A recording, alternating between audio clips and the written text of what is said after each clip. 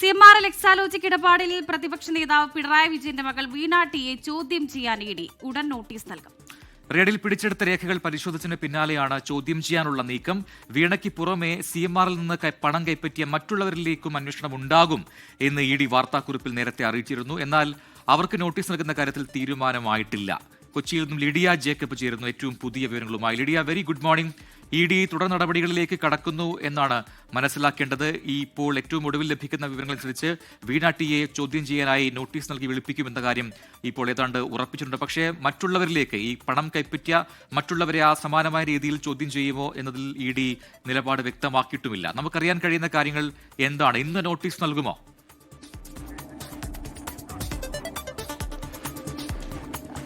CMRL Exalogic ഇടപാടിൽ അടുത്ത നടപടികളിലേക്ക് കടക്കുകയാണ് ഇഡി.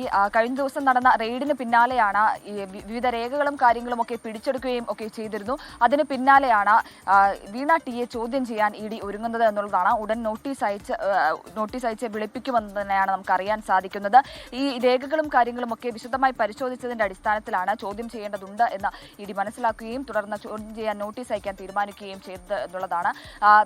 കഴിഞ്ഞ ദിവസങ്ങളിൽ നടത്തിയ റെയ്ഡിൽ രേഖകൾ പിടിച്ചെടുക്കുന്നു. അതുപോലെ തന്നെ വീണ ടിയുടെ അക്കൗണ്ട് HDFC ബാങ്കിലെ അക്കൗണ്ട് മരവിപ്പിക്കുകയും ചെയ്തിരുന്നു. മാത്രമല്ല 18 അക്കൗണ്ടുകളിലായി 242 അക്കൗണ്ടുകളിലായി 18 കോടിയോളം രൂപ മരവിപ്പിക്കുകയും ചെയ്തിരുന്നു. അത്തരത്തിൽ വിവിധ നടപടികൾ ആദ്യഘട്ടമായി ഇഡി നടത്തിയിരുന്നു. അതിന് പിന്നാലെയാണ് ഇപ്പോൾ ചോദ്യം ചെയ്യലിലേക്ക് കടക്കുന്നത് എന്നുള്ളതാണ്. പ്രത്യേകിച്ച് ഈ സാമ്പത്തിക ഇടപാടുകളുടെ ഈ ബാങ്ക് അക്കൗണ്ടുമായി ബന്ധപ്പെട്ട കാര്യങ്ങളൊക്കെ വിശദമായി തന്നെ അറിയേണ്ടതുണ്ട്. അതൊക്കെ അറിയാൻ വേണ്ടിയാണ് ഇത്തരത്തിലുള്ള ചോദ്യം ചെയ്യലിലേക്ക് കടക്കുന്നത്. എന്തായാലും ഈ മറ്റുള്ള ആളുകളെ CMRL നിന്ന് പണം കൈപ്പറ്റിയ ആളുകളിലേക്കും അന്വേഷണം നീളും. പക്ഷേ അവരെ ചോദ്യം ചെയ്യാൻ വിളിപ്പിക്കുന്ന കാര്യത്തിൽ, നോട്ടീസ് അയക്കുന്ന കാര്യത്തിൽ തീരുമാനമായിട്ടില്ല. നിലവിൽ വീണ ടിയെ ചോദ്യം ചെയ്യും എന്ന് മാത്രമാണ് അറിയാൻ സാധിക്കുന്നത്.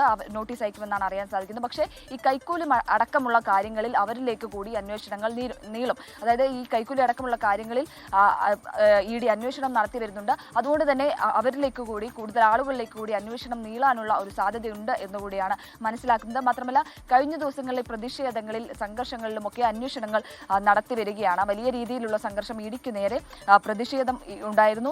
കാറുകളൊക്കെ തല്ലി പൊളിക്കുന്ന സാഹചര്യം ഉണ്ടായിരുന്നു. അതിൽ കൂടി അന്വേഷണം നീളുകയാണ് എന്നുള്ളതാണ് ഏറ്റവും പ്രധാനപ്പെട്ട കാര്യം. എന്തായാലും ഇഡി അടുത്ത നടപടികളിലേക്ക് കടക്കുകയാണ്. ഇതിൽ തന്നെ മുന്നോട്ട് പോകും. അതായത് ഈ ഒരു റെയ്ഡിൽ മാത്രം ഒതുങ്ങുന്നതല്ല എന്ന് കഴിഞ്ഞ ദിവസം ഇഡി അറിയിച്ചിരുന്നു.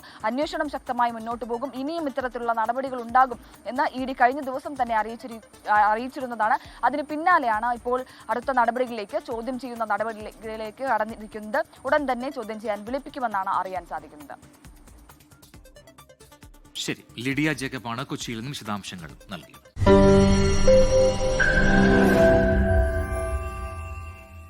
ലോകത്തെവിടെയായാലും ഏത് സമയത്തും 24 വാർത്തകളും ഓഗ്മെന്റഡ് റിയാലിറ്റി പാക്കേജുകളും എക്സ്പ്ലെയിനറുകളും വിശദമായി കാണാൻ ഞങ്ങളുടെ YouTube ചാനൽ നിങ്ങൾക്ക് സബ്സ്ക്രൈബ് ചെയ്യാം.